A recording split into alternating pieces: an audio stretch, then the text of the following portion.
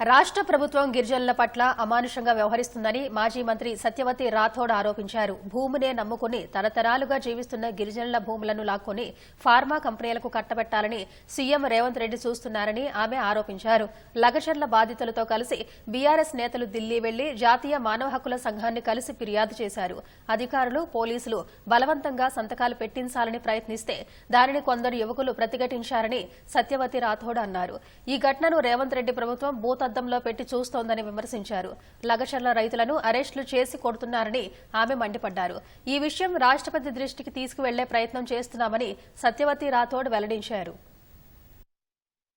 రేవంత్ రెడ్డి గారి సొంత బ్రదర్ వచ్చి తిరుపతి రెడ్డి గారు ఇప్పటికీ బెదిరిస్తున్నారు. మీ వాళ్ళు బయటికి రారు, మీ వాళ్ళందరికీ ఉరిశిక్షలు పడతాయి, మాకు న్యాయం జరగాలంటే ఢిల్లీలో కేవలం ఢిల్లీ మాత్రమే మమ్మల్ని కాపాడుతుంది అనే ఉద్దేశంతో మా గిరిజన ఆడపిల్లలు వాళ్ళొచ్చి మమ్మల్ని అడిగితే వాళ్ళని ఇక్కడికి తీసుకురావడం జరిగింది. ఇవాళ మానవ హక్కుల కమిషన్ని కలిసాం.